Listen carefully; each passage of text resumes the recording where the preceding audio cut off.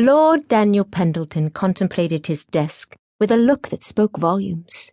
He held his quill poised for action, but he was heartily sick of signing his name to the stack of purchases his man of business had laid out for him to approve. He was restless and thought perhaps it was time to get out of London. Was he becoming jaded, sick of the haute duns hedonistic society? He needed a diversion, and when his study door opened wide and a tall, robust woman of uncertain years and sure style stood on its threshold, he was most certainly diverted.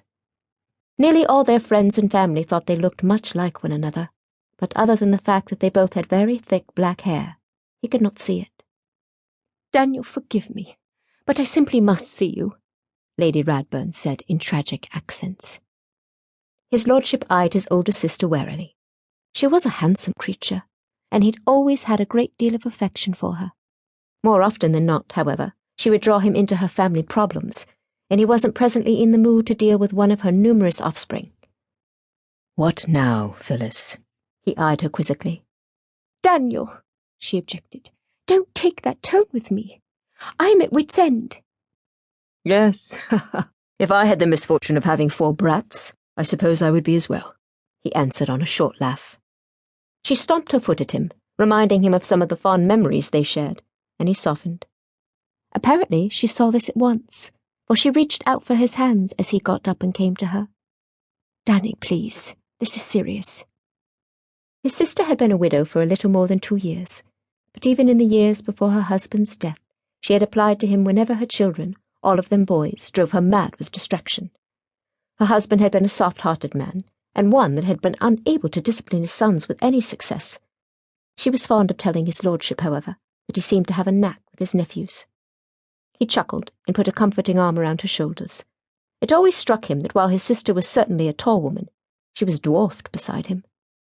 She eyed him and sniffled. He said cajolingly, "Right then, sister mine, out with it. Who has done what?"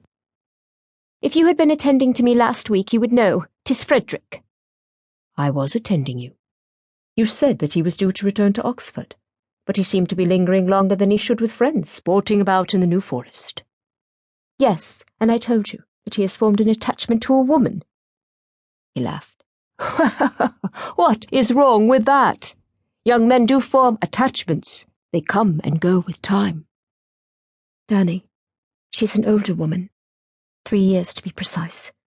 I understand that the friends he has gone into the New Forest with have already turned to Oxford, but he remained behind." "Simply tell him it's time to return to school," her brother said disinterestedly. "Danny, I received a letter from him this morning. He means to marry this woman." Lord Pendleton's attention was arrested. "Marry her? Damn it, Phyllis! He's not yet 20. "Precisely." His sister fidgeted with her hands and then grabbed hold of his coat lapels and pulled. "What am I to do?" "Who is this woman?" He gently removed her fingers from doing any further damage to his superfine and frowned over the problem. "Her name is Morley, Serena Morley. She lives with her uncle, a squire, and their estates are of no great moment, but respectable enough." She eyed him meaningfully. "I made inquiries, you see.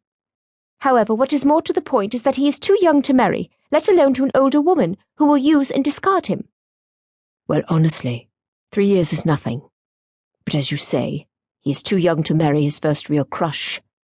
He frowned. "Why do you think she will use and discard him?" "Apparently she is quite a beauty, and although she did not have a London season, she has quite a few suitors." "What does she want with Freddy, but a title and a fortune?" This seemed plausible. "I see," he said. "Indeed, I had it from a dear friend who just returned from the New Forest, that she is a veritable diamond, and Freddy is ever at her heels. I won't have it, Daniel. I don't care how beautiful she is. He must forget her and return to school."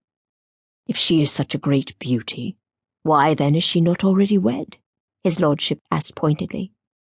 "Perhaps it is because she would be penniless if it were not for her uncle. Even if she inherits his estate, it is only a modest one, nothing when compared to what she would have as Lady Radburn. I must believe she has been holding out, waiting for Freddy to come up to scratch."